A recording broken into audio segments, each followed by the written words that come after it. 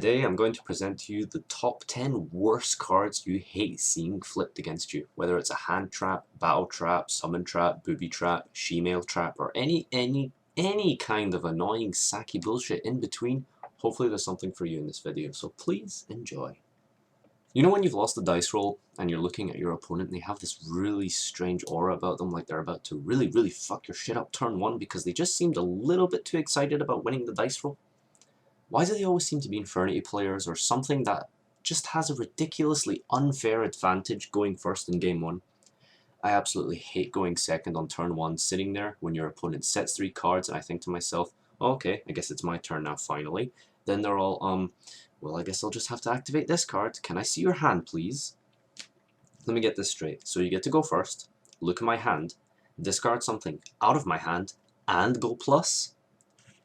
This card isn't even that bad, it's just the deck it's used in is so goddamn infuriating. Main decking, triple skill drain just because your mum's a whore, popping your shit, expendable 3000 beat stick they're gonna tribute to destroy all your traps or spells.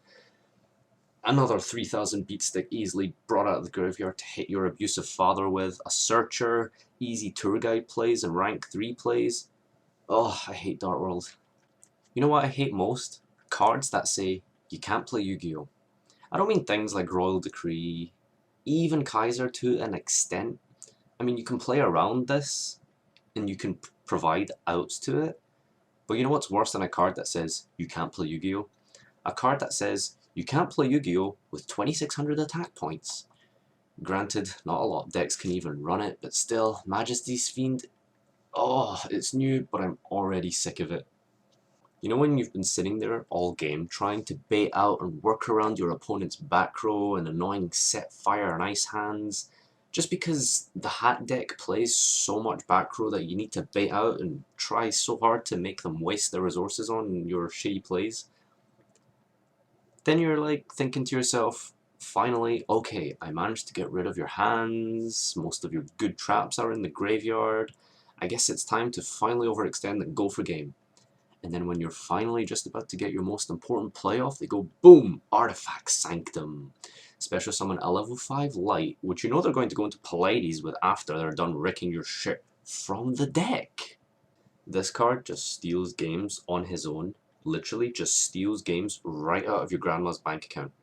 Not a lot of decks that are meta can even run him, but you know when your opponent says in that annoying smug voice, and you can't see the card just yet, but you're looking at the graveyard, then they're like, banish 1 light, banish 1 dark, and you instantly look at your life points knowing that even if you're at like 4000 life points, it probably doesn't even matter because he's just going to smash you twice. And at least if you're not dead, did you make some kind of nifty little defense on your side of the board to protect yourself? Like, oh, I don't know, Zen mains? That's too bad.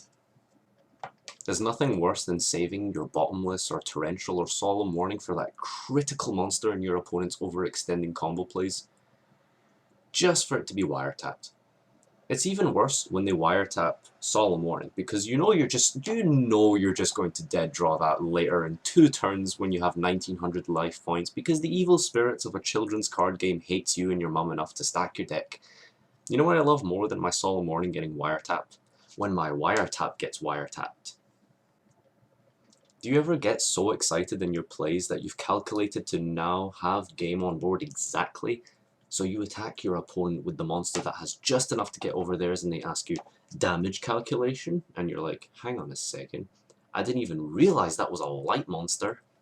It's annoying because this card is always used in the most obscure of decks that has like 1 light monster or something like that, and they still manage to draw it and drop it on your stupid ass. Okay, I know this card is banned, and it's definitely banned for a reason, but oh my god, was there ever a card more soul-destroying to see flipped against you than this during the battle phase? I mean, okay, I'll just banish all my monsters, go plus off of banishing my monsters, and then I'll flip this card and attack you for like 20,000 damage. Really? Like, you're gonna search out all your dragons, and then you're just gonna bring them back the next turn and smack me in my deck with it? I don't know what else to say about this card. You know that feeling you get when you wake up on Christmas morning all excited like, yes, oh my god, it's Christmas, I'm gonna get so many presents. And then you realize you're Muslim. That's what return from being flipped against you is like. There aren't a lot of cards in the game that are amazing to have almost at like 100% of any situation ever. In fact, there's only a handful of cards, literally a handful of cards, that are almost always a game-winning top deck no matter what the situation is. This is one of them. I don't quite know how scientifically accurate a dark hole in Yu-Gi-Oh is, but anything that destroys all your shit with no cost is like going to the store to buy some groceries and then realizing your girlfriend left you for a rich Arab oil merchant because you're ugly and smell like gasoline. I'm not sure what this has to do with Dark Hole, but that's kind of how I feel when I Dark Hole my field I set up to OTK next turn with Soul Charge. This is the thing about Dark Hole, right? It's not that good right now, but the thing is, it's almost always useful. It doesn't have a cost. That's the problem, because you know they're going to use Dark Hole when they don't control a monster, or when they have like a 101 on board or something. They're just going to protect that shit, or even like Zen mains, which is even dirtier because they're just going to pop your back row with it in the end phase. The worst cards in the game are without a doubt the ones where you're going to attack knowing you have game on board exactly, and then all of a sudden you get Battle Fader or Honest dropped on your life. But I'll tell you what's worse than attacking for game and failing. It's getting a 2700 beat stick shoved up your ass. Imagine an anal probe that duplicated itself into another bigger anal probe once inside of you. That's what Gorz the Emissary of Darkness feels like. Not one anal probe, but two anal probes. An anal probe that copies itself and has your face on it. Gorz steals games, and again, like Honest, for some reason it's always the most obscure of decks that run him. Your opponent has one card in their hand, just a single card, and I have like 9,000 damage on board. I've so got this. What could you possibly do without any cards on your field and one card in your hand? Well, drop Gorz, I guess. You could do that. It's not so much that this deck is particularly good right now or anything, it's just that I feel it's the most luck-based deck in the game. Mill, special summon a free monster because it went to the graveyard. Mill, Eclipse Wyvern. Mill, draw a card. Banish Judgment Dragon. Banish Eclipse Wyvern. Monster Reincarnation, Blackluster Soldier. Negate your Grand's life support machine with Necrogardener. Okay, now I'll drop 3 of these guys on you simultaneously, one after the other. That is, you know, obviously after the first one pays a measly 1,000 life points and throws a nuclear bomb into your toilet. Oh well, bye field. God, I hate Judgment Dragon.